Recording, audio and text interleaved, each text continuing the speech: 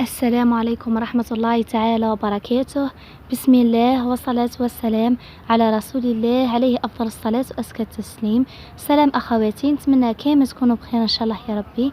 جبت لكم في فيديو اليوم وصفة تشبه السفرة بالكاوكاو. بيان سور اللي ما عندهاش اللوز دير الكاوكاو، وصفة بنينة وجزائرية وتجي مع الكاو بنينة تهبل بمقادير يعني مضبوطة.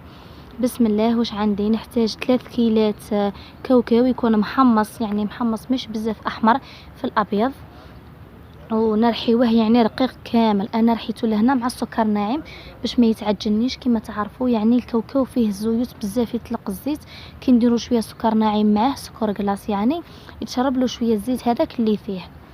وتقدروا يعني ديروا نفس الوصفه هذه باللوز، يعني المهم ترحيوا اللوز تاعكم ولا الكاوكاو تاعكم رقيق بزاف غبره. هذا هو لو برانسيب يشبه السفرة. وعندي نص كيلة سكر، لاني انا درت السكر ناعم قلت لكم رحيته مع الكاوكاو. الا اذا رحيتي الكاوكاو وحده ديري كيلة الا ربع سكر.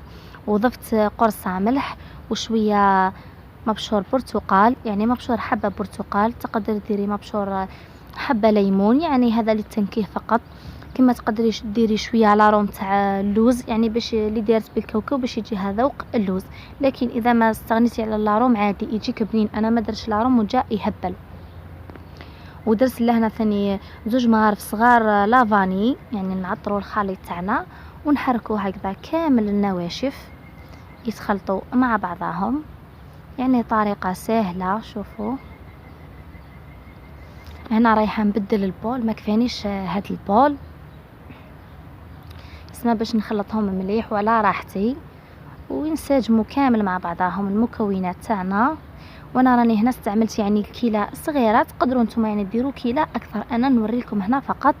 وبالنسبه للبيض داو لي انايا يعني 2 صفار بيض وزدت شويه بياض، يعني قسموا غرفه بياض باش نطملي مليح برك.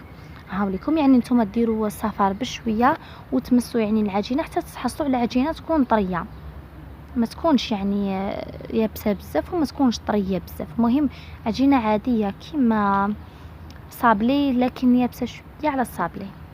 هكذا نفتحوا بعد ما تنطمن العجينه تاعنا، نخلوها ترتاح في الثلاجه مده ساعه ولا نص ساعه، تخلوها تريح العجينه. ومن بعد تفتحوها ما رقيقه بزاف ما خشينه بزاف، يعني متوسطه ولا خشينه، ما تجيش رقيقه بزاف ماشي كيما الصابلي، لانه هذه ما فيهاش خميره والله، يعني الشكل تاعها راح يبقى هكذا. وتطبعوا يعني بالطوابع اللي عندكم. من الافضل تطبعوها بطوابع يعني يكونوا صغار باش تخرج لكم كميه وافره، وتاني يجيو الاشكال صغار يجيو شابين خير. عليكم. واللي ما عندهاش طابع الهلال تقدر يعني ديري دائره وتطبعي بهذا الشكل كما وريت لكم. عليكم يعني تجيك هلال ثاني شباب. انا هذه الكميه خرجت لي 20 حبه، وكما راكم تشوفوا الاشكال يعني كاين الكبار شوي كاين الصغار شوي، يعني نتيا راح تخرج لك على حساب الشكل اللي استعملتيه انت، يعني الطابع اللي طبعتي به.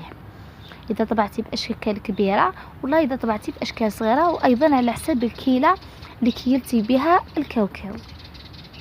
هامليكم يعني وصفه تجي بنينه وكما قلت لكم سهله بزاف، ويعني ديروها في شهر رمضان أشباح السفرة، يعني هي زينة المائدة. هم لكم الأشكال وريتهم لكم. دوك نروحوا نقليوهم في المرة الأولى. دوك نحكي لكم عليهم. المرة الأولى نقليوهم نحطوهم في زيت يكون يعني ساخن، يكون سخون لكن على درجة حرارة ناقصة هادئة، يعني نحطوا الزيت يسخن ونقصوا للنار ونقليوهم.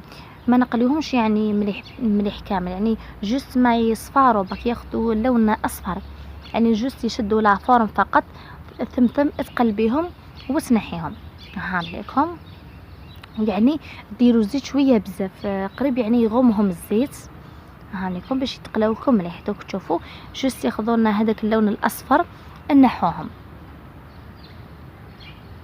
ما تغفليش عليهم يعني في هذه المرحله، ما تخليهمش يحمروا لك. هام لكم بعد ما يعني خذاو اللون الاصفر نخليوهم يبردوا تماما، يعني ساعه نص ساعه حتى يبردوا كامل. انا هنا هام لكم يعني بعد ما بردوا لي دوكا نقليوهم للمره الثانيه. المرة الثانية نرمدوهم في بياض البيض اللي كنا خليناه مقبله. درنا الصفر في العجينة طمينا به، والبياض نرمدو فيه هادو تاوعنا شبح الصفرة. هام عليكم، يعني نرمدوهم في البياض ونديروهم في الزيت ثاني يسخن على نار متوسطة، وتقلوهم يعني تدي تحميرة من تحت ومن الفوق. كما يعني تقدروا ديروا في العجينه مش غير الصفار، تقدروا ديروا طموا بحبه بيض كامل، تقدروا ديروا حبه بيض وصفار، يعني بيض كيما تحبوا نتوما تخرجنا تعطيكم نفس النتيجه. هاي ليكم احنا بعد ما درنا لها الصفار يلا هنا لازم تخلوهم يعني يحمروا، ياخذوكم اللون الذهبي، يحمروا لكم مليح. هام ليكم يجوكم فيهم الزوائد هذوك تاع بيض البيض، خلوهم يبردوا، من بعد نطفوهم نحيو لهم هذوك الزوائد كامل وتقدموهم يعني بصحتكم. تخبيوهم يعني في ساشي ولا، وتستعملوهم في شهر رمضان في الثلاجة ولا، يعني ما فيهمش حاجة تفسد ولا. كانت هذه هي الوصفة اللي درتها لكم لنهار اليوم، نتمنى تكون عجبتكم وتكونوا استفدتوا منها بزاف بزاف. وانا فضلت نديرها بالكاوكاو باش اللي ما عندوش اللوز يقدر يديرها بالكاوكاو. كيما يعني قلت لكم نفس المقادير، يعني تعوضي في بلاصه الكاوكاو ديري لوز. هذه هي الوصفه، يعني كانت وصفه بسيطه وسهله، واكدوا لي على البنه بنينه بزاف بزاف. شهيتكم في الجنه ان شاء الله حبيباتي، وحبيت نشكر كامل مشتركيني ونقول لهم شكرا للدعم حبيباتي. دمتم في رعاية الله وحفظه، ومع السلامة. انتظروني إلى فيديو لاحق إن شاء الله. سلام.